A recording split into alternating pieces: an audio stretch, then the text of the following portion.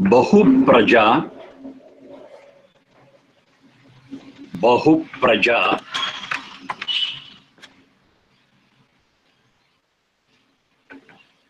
Nirrutimavivesha. Bahupraja, Nirrutimavivesha.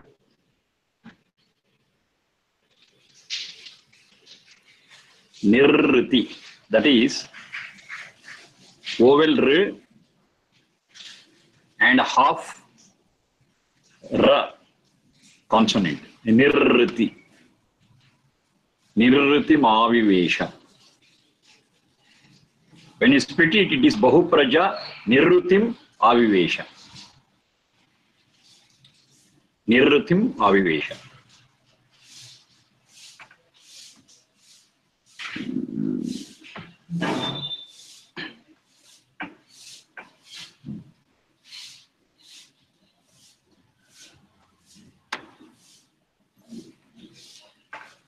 Many times I have told you that Vedas deal with almost all aspects of life that are relevant to life, that are relevant to a happy living. No subject is left here. But the thing is, it's not in detail, but it is in a formula type, a sutra type, or a essay type. Every subject is there in that. This is one such. Bahupraja, more number of children. Praja is children, progeny. Bahupraja. To beget more and more children. Nirrutim avivesha. Nirruti is stagnant, there will be no progress. So begetting more children stops the process of progress. On the contrary, it is regression, not progress, it is regression. They will enter such a stage. They degenerate. More number of children results in degeneration. That's what this subject is.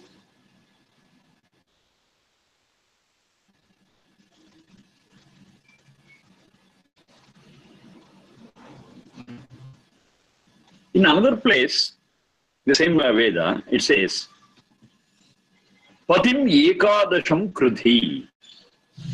Patim ekadasham krudhi. Another place we have got. That means, bear 10 children and make your husband as 11 children, 11 child. Bear 10 children and 11th child be your own husband. Over. Now there appears to be a type of contradiction between the two. Bahu Praja they say and up to 10 they allow. There are many other Veda mantras keeping in mind all those stuff. We have to now balance, we have to find a balancing point. Begetting children is okay, fine. Of course, that is the purpose of Grihasthashram.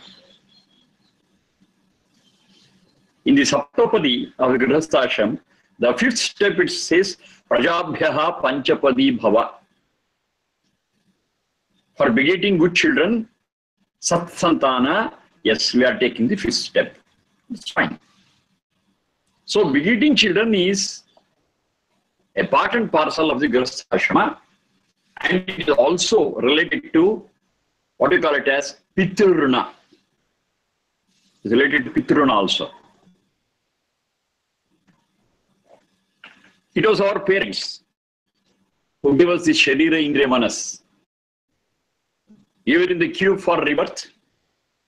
You were in the cycle of birth and death. We died somewhere. You wanted another place where to born.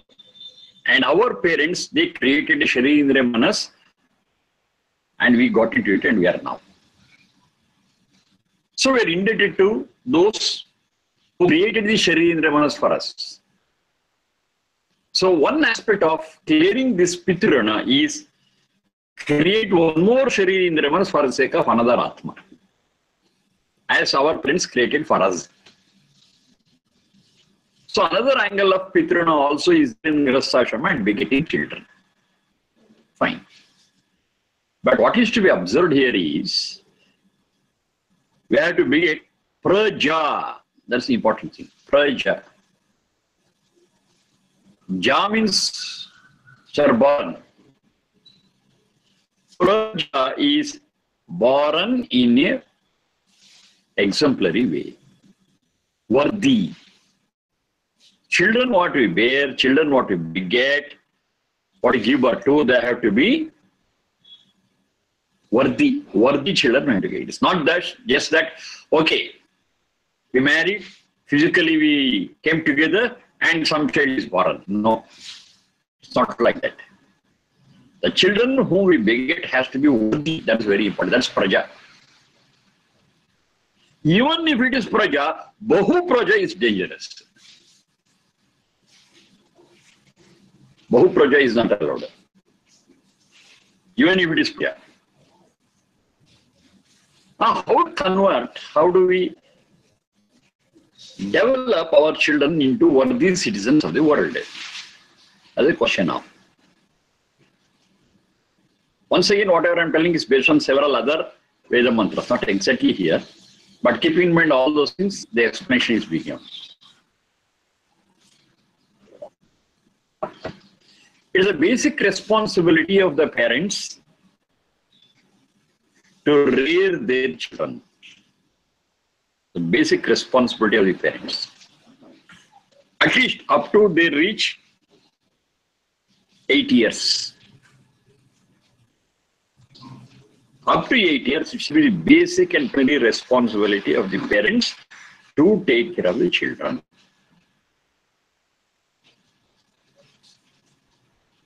And up to that 8 years,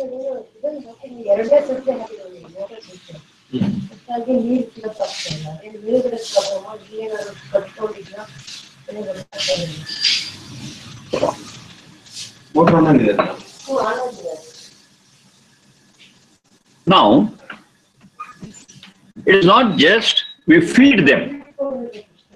Feeding the children is one aspect of it, yes, but not just that. We have to give them culture, we have to give them values, and we have to give them all the guidance necessary to make them a good citizen of the world. This whole responsibility is there on the parents. Now finally, the child, male or female, that doesn't matter. The child has to be a worthy citizen, a worthy person.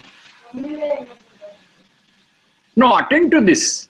If the parents need a lot of time, lot of devotion. Now this cannot be done if the number of children are more. They need at least 6 to 8 years to do the basic groundwork. After that, we transfer the responsibility to an acharya. Thus, we perform this Upanayana Samskaram and send them to Gurukula, and there the acharya will continue the same job. And that will go up to 20 to 22 years. That's all the 22 years, it is the formation of a worthy citizen of the world. Now here at home, up to 8 years, if the number of children are more, then it is not possible for us to concentrate on them and see their development. One person at a time, and at least that child becomes independent. This is, for example, 4 or 5 years. Now by the time the child becomes 5 years, it's capable of taking care of its own self. It can sit down and eat comfortably. It can take its own bath. It can wash its own teeth. So many things it can do on its own. As the child becomes more and more independent, then the responsibility of the parents will gradually come down. Then at that point, they can think of the second issue. Roughly, the gap between two children has to be at least 3 to 4 years. In the basic first 4 years, that concentrate only on the child. Exceptions are there, of course. If there are twins or triplets, the issue is different. But that's not a common affair. It's a rare one. Before attending to the child up to a certain level is complete. If they beget another child over and over, then there will be a lot of problems. They cannot concentrate on any one child and its development.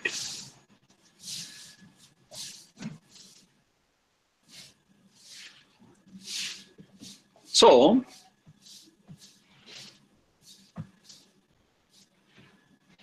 when you say Bahupraja, it means children born without gap. There should be sufficient gap between one child and the other child. Not too much again, not too much. Then, another aspect of it is, even this is permissible to those people who can afford it. That is also very important. Those who can afford can do that. Because there are so many requirements for upbringing of the child. So they should have the resources. They have sufficient resources to take care of all those things. Yes, they can. But there are certain people, certain families where they cannot afford. They can't afford, let them not. So there are few aspects to be considered. One is the time and concentration required for the development of the child. Number one, until it becomes to some extent self-dependent and the responsibility comes down with reference to the parents and what they can afford. Are they quite rich enough? When I say rich, I don't mean very wealthy, not that. They are able to cater to the needs of the child. To that extent, if they can afford, yes, they can have. So approximately, if I say a gap between one child and other child is 3 years or 4 years. Now the question is this.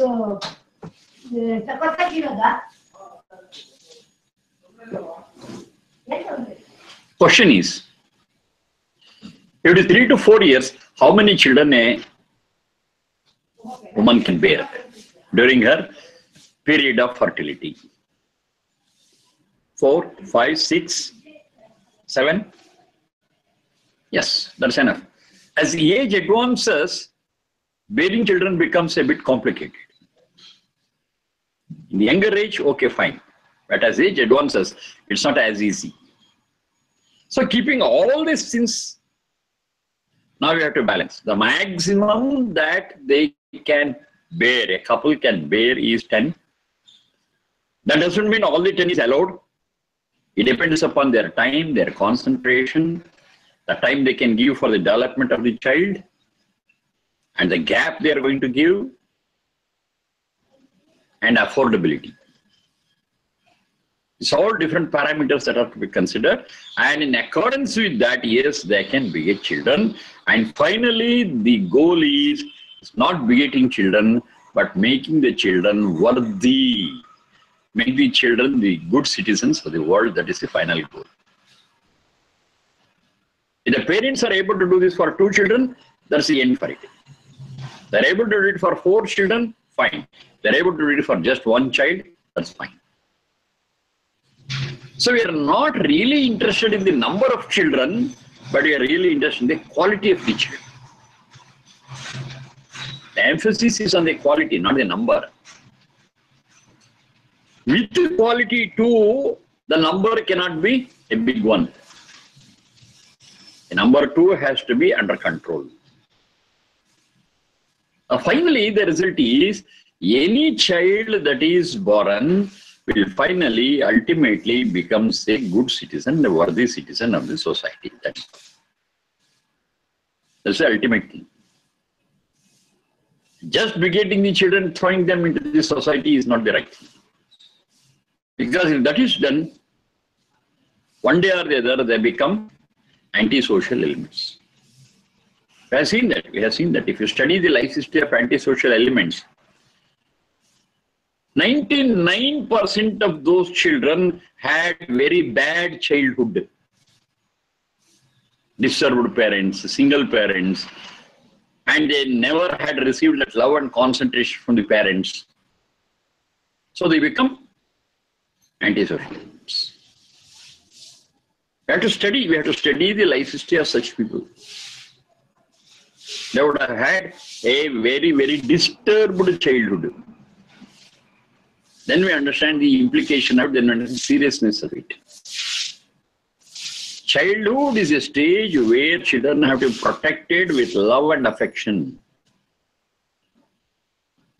If love and affection is missing in the childhood, then there could be any problem, any distortion in their mind and thinking. They feel that this whole world is cruel. Not that this lesson is given to them straight, but they understand it. I have not received any love, I have not received any affection, I have not received any protection. So this whole world is something which is horrible. This is a lesson they draw. So once they think that the whole world is not comfortable, is not with love, is not with affection, is not with protection, then the only reaction for that is agitation, revolt, anger towards the system. It's only those people who become criminals. It's only those people who become antisocial elements. So there are basic psychological points which you have to understand, and keeping that in mind, Vedas says, Praja is what we should have. Even that Praja has to be within limits. Otherwise, Nirrutim Avivesha. Nirruti is, there will not be any progress. On the other hand, it will become stagnant. You cannot find any progress in the society. It will get stagnated. And not only that, there will be regression also. Degeneration also. So if there is some problem in the society in the form of degeneration, once again who will suffer? The whole society will suffer. I said because of those antisocial elements. We are creating a fertile land for antisocial elements by not giving them the real childhood, not giving them the childhood which they love and like. To give that, we cannot have more number of children. We have to have limited number of children with sufficient gaps. Then only it's possible for us to give them all the love and affection they need. At least for the basic 3 to 4 years, they need it. Then they will also understand, okay, up to this I was totally dependent, I have received everything. Here afterwards, I have to stand on my own, I have to do my own things. Of course, they are there in the background, but not 100% concentration, 100% attention is not required. They learn it. Gradually, it's a gradual improvement. And finally, at one point of time, they say, okay, life is mine. I have to stand on my own legs. They are only my guides. It's a gradual development in the life of a person. But in the beginning, in particular the childhood, they need lot of love, affection, protection, guidance, and so many things. Unless we give it fully, in full measure, we will not get the result. What is the result we are expecting? Praja. To achieve that result, Praja, it has to be done. There is no other go. We cannot neglect this responsibility as parents. We have to do it. And this cannot be done at a time more than 1, 2, 3. Exceptional case, I told you, as twins or triplets, whatever it is, exceptional case it is there. But otherwise, we have to concentrate on that one child until a certain period, then we get another child. So this is perfect family planning. Now this concept of family planning is not a present day concept, it is an age-old concept, and they are very scientific and clear as to what's the effect of it. Bahupraja nirrutim avivesha. The whole society will not progress. If just children are born and are not attended to. Children should be born, they should be attended to, and they should be converted into, they should be transformed into useful citizens of the world. So this is about Bahupraja Nirrutim Avivesha.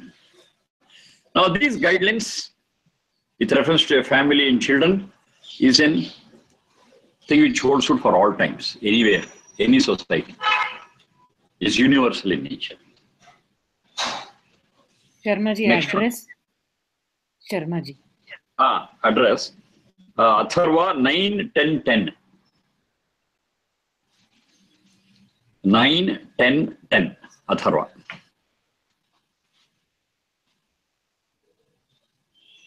Next one.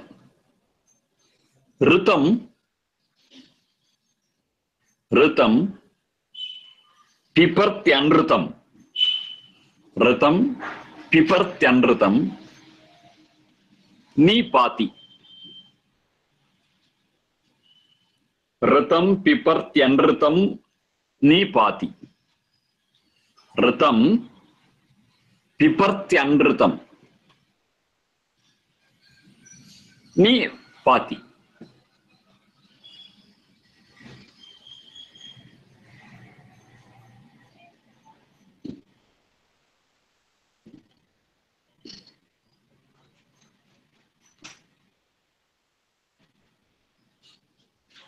Ritam piparti anritam nipati. When I split it, it is ritam piparti, anritam nipati. Ritam piparti, anritam nipati.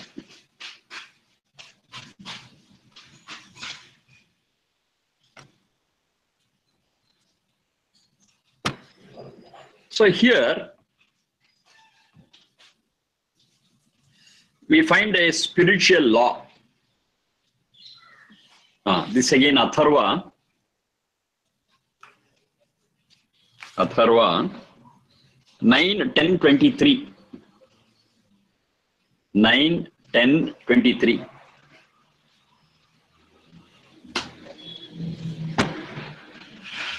Now this is a spiritual law. As we got physical laws, we got laws related to the psychology, the way the mind works. We do have spiritual laws, and this is one such. So there is a comparison between two things. One is Ritam, one is Anritam. They are opposites, Ritam and Anritam.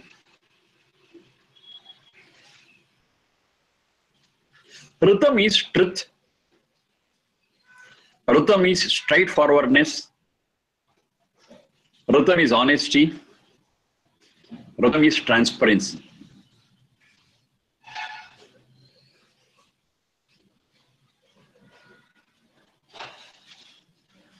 This is Ritam. Now once again, to go deep into it, what is truth? Truth is something which is the same for all at all places and for all. It's the same. That's a truth. What is honesty? What we think, what we talk, what we do, if they match, that is honesty. Thinking something else, talking something, doing something, it's not honesty. That is dishonesty. Transparency is Ritam. I got nothing to hide. Whatever I do is all open. When it can be open?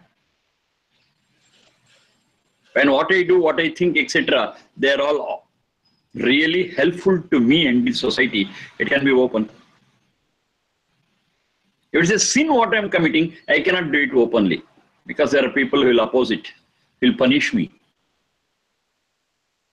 So good things can be done openly without any hesitation. Bad things cannot be done openly because it catches the eye of the people around and also the law. So bad things, sins cannot be done openly. They should be done secretly. Now, transparency is that which is capable of doing it openly, and what can be done openly has to be lawful, has to be helpful to society. Transparency is also known as Ritam. Honesty, truth, transparency, all these things we consider Ritam. The opposite is Anritam. It's not transparent, it's not helpful, which is not truth, and what is dishonesty. All these things are called as Anritam.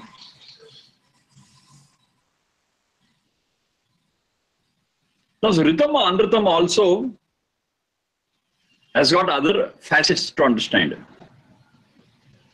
Ritam, when we do it, we will have no fear. Because what I'm doing is straightforward, honest. Why fear anyone? What I'm doing, Anritam, it is associated with fear. I cannot do it without fear. Because what I'm doing is not right. If there is some hesitation to do a thing, yes, you can be clear that it's not the right thing. Without hesitation, what is that? I'm going to do this, this is fine. If you think so and do it, that is Ritam. Ritam is without hesitation, Anritam is with hesitation.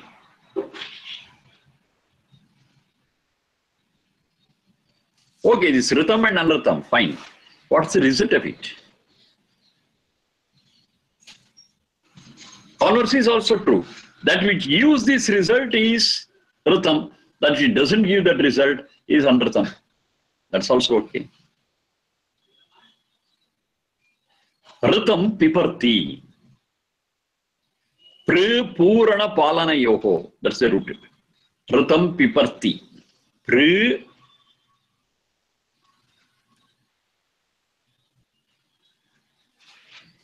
To pakara, we have got the vowel r and dirgha. Purana palana yoho.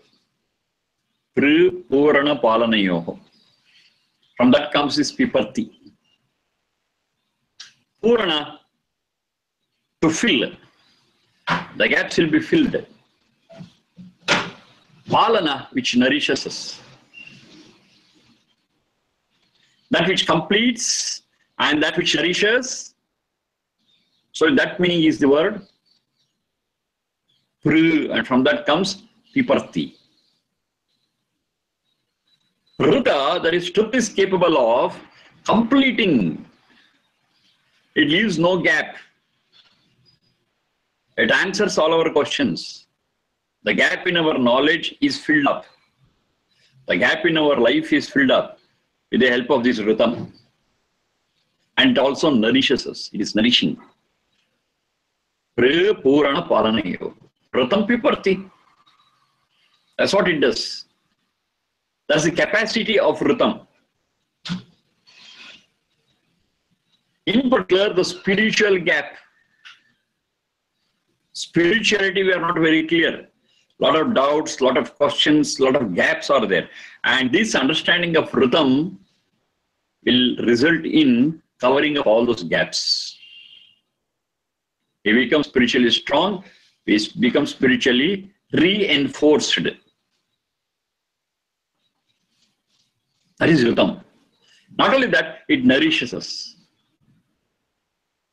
Not only spiritually, but also in other ways also. Physical, psychological, and spiritual nourishment also we get from it. That's what we call it as Ritam. Now what about Anritam? Ni pati. Pati is patalragata, to fall down, patana. Pati, it makes us fall down. And how? Ni, always, no exception. Nirantaram pati, ni pati.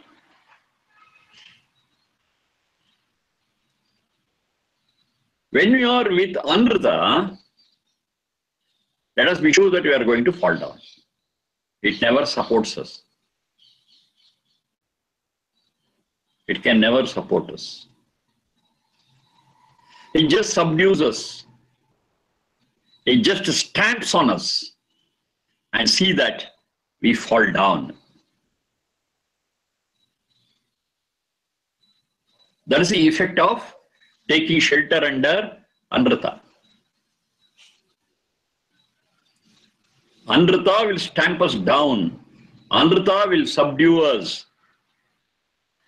Anrita will take the life out of us and make us fall, make us degenerate, and will not allow us to progress, will not allow us to become stronger and purer. It will not.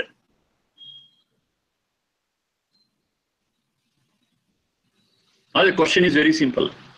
If these are the two results what you are getting, in one place our gaps will be filled up and will be nourished. In another place it will be stamped down and we cannot progress. Between the two, what we really have to choose, that is our responsibility now. Is it Rita or Anrita? And how do we identify this Rita and Anrita? As I explained earlier, it is honesty, transparency, truth. That's okay, that's one side. The converse also is true, I said. In that sense also we can identify.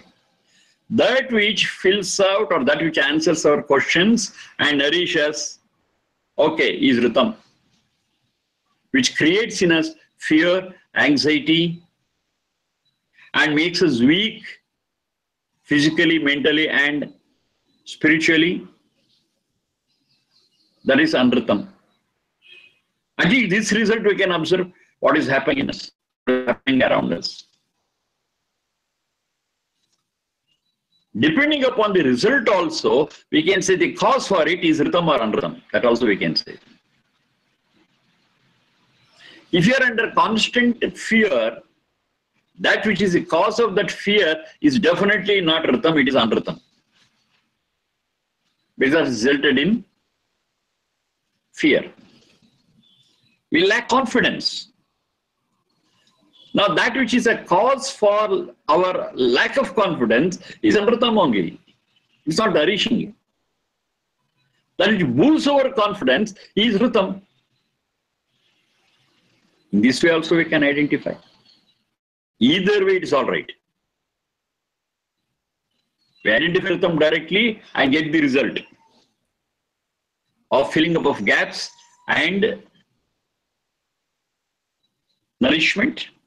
One side, on the other side, degeneration, fear, anxiety, falling down. This way also we can do it. Or depending upon the result, we can work back for the cause and identify that cause as either Ritam or Anritam. Either way, it's fine. But finally, it says very clearly, Ritam is helpful and Anritam is always dangerous. Fine.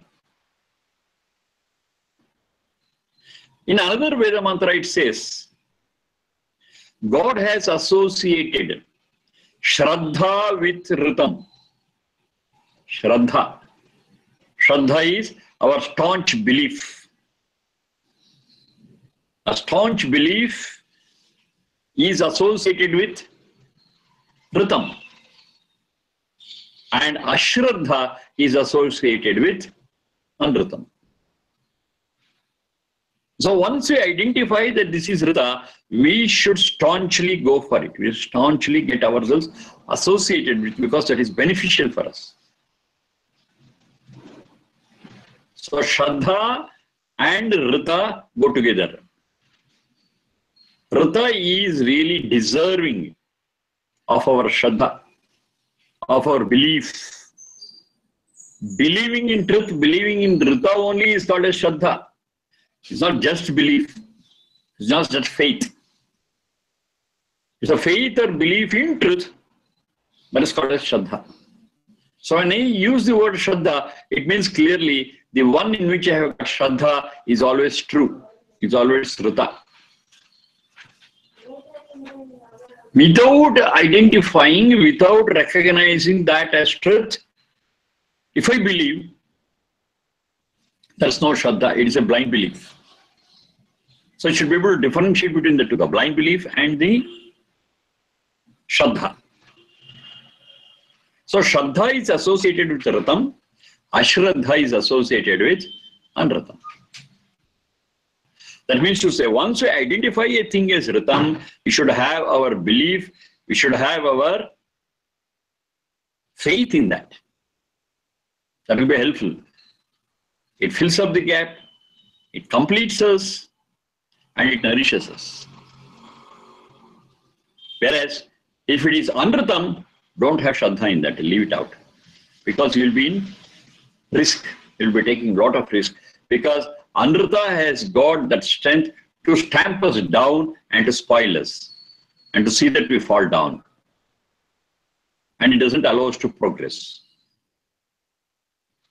So Ashraddha and Anrata go together, Shraddha and Rata go together. This is another piece of the Veda mantra. Like that, in praise of Ritam, there are so many mantras. In praise of Shraddha, there are so many mantras. One sukta itself is there called Shraddha Sukta. They speak of Shraddha itself again and again. And they're very particular there. The Shraddha has to be in truth. This Shraddha has to be with reference to the Ritam. It's very important. Similarly, Ashraddha is the other part. It's related to Anrutam. Be careful about that. It's Anruta, don't have any faith in that, don't believe it. You'll be misled. Sometimes it so happens, Anruta comes with a sugar coating. That's another thing. Anruta comes with sugar coating. It takes a guise of something very pleasing, very attractive. Don't fall for that attraction. Try to understand that it is just an external, it's just a guise that it has got. It has disguised itself as something good and beautiful. But once you come in touch with it, once you take it into your heart, it reveals its true self, and there's nothing but Amrita. Don't get attracted, don't get cheated by the external features. It's another very dangerous thing. Most of the time we get misled here. We look at it, it is so attractive and wonderful. Okay, we say this is Ritam. But once you take it in, then its true colors will be revealed and it appears as Anratam. At that point of time, it will be very difficult to kick it out, to throw it out. Let us not do that mistake. We shall be very careful. We shall not look into how it appears on the face of it. We shall look into its internal strength, its internal quality, its internal beauty. And only Rata will be recognized and Anrata will not be recognized. And Ritam Piparti, Anratam Nipati. Now this principle we will be able to understand. If we want to save ourselves, the only shelter that we can take is under Ritam. I have no option. Ritam alone can protect us.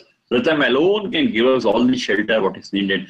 Ritam alone can nourish us and allow us to progress. Nothing else.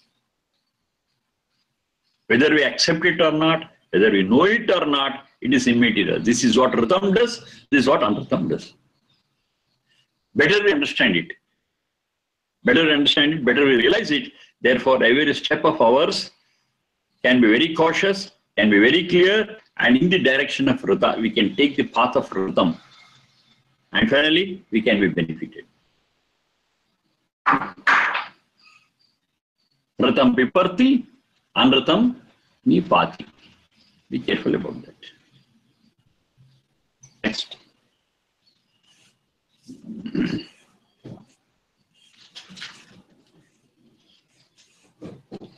Ekam Sat.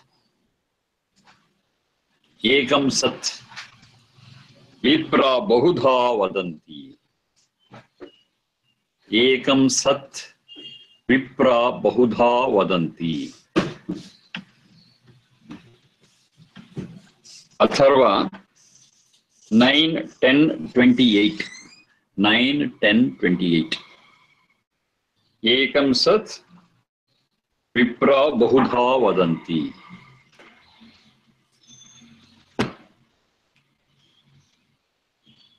Of course, this I have referred to earlier, but still it is worth discussing about it once again. It is something which we have to remember again and again and again. We cannot go wrong on this issue.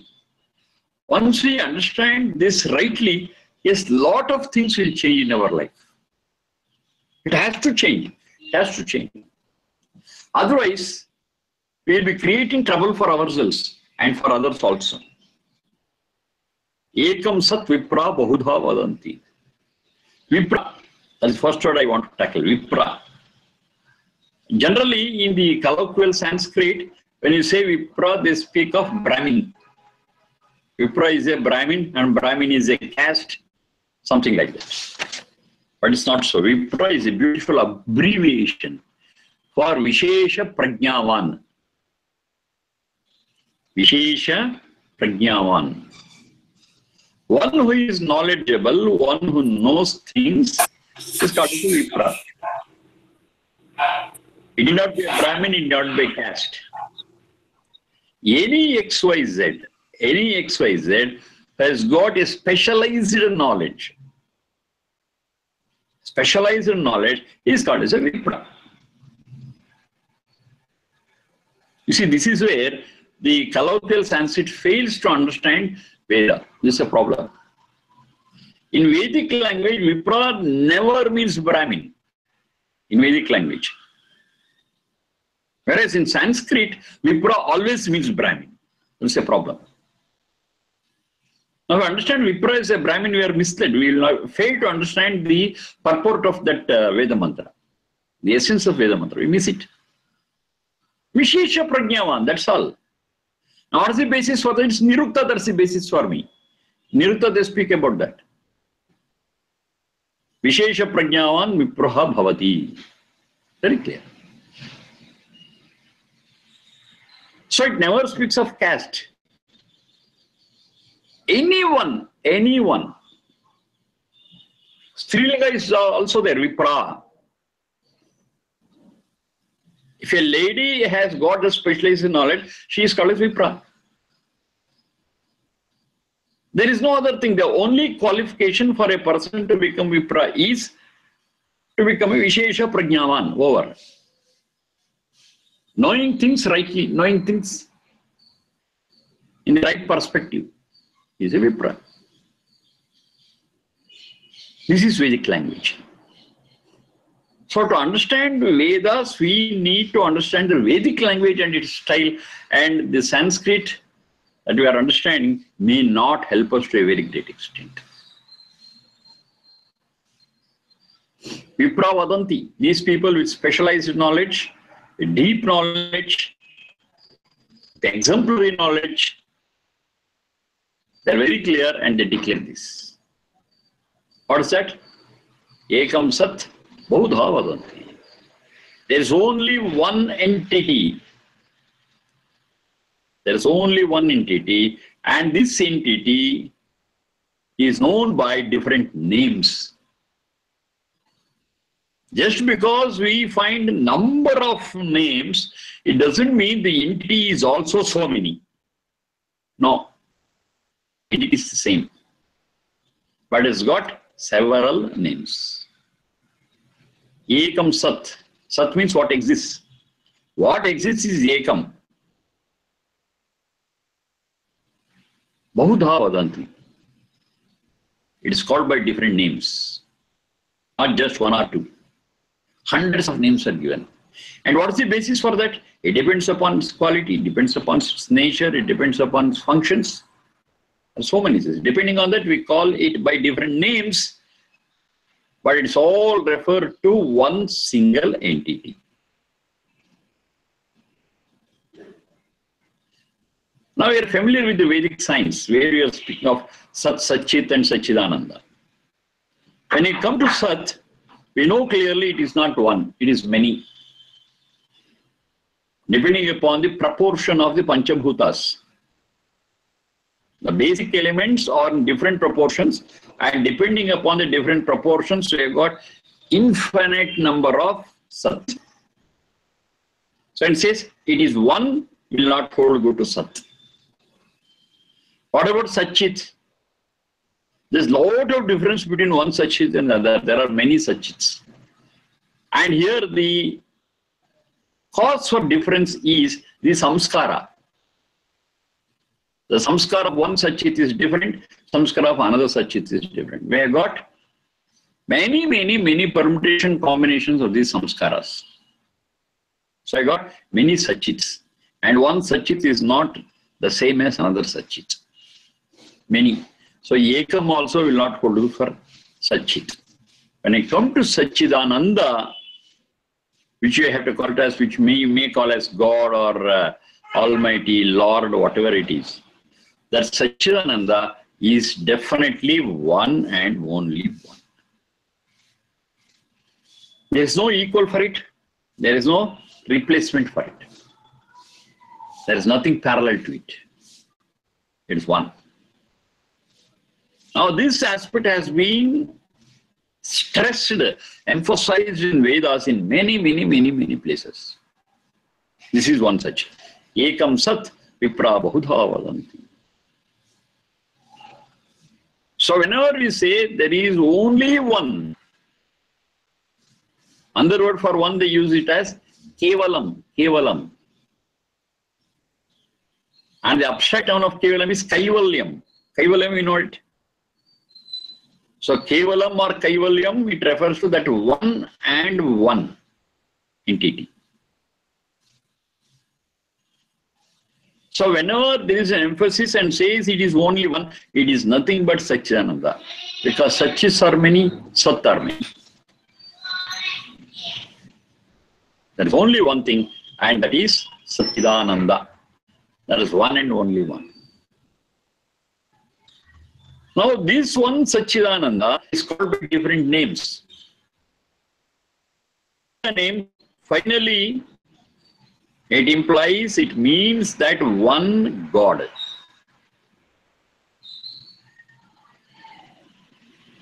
Now how different names refer to the same God?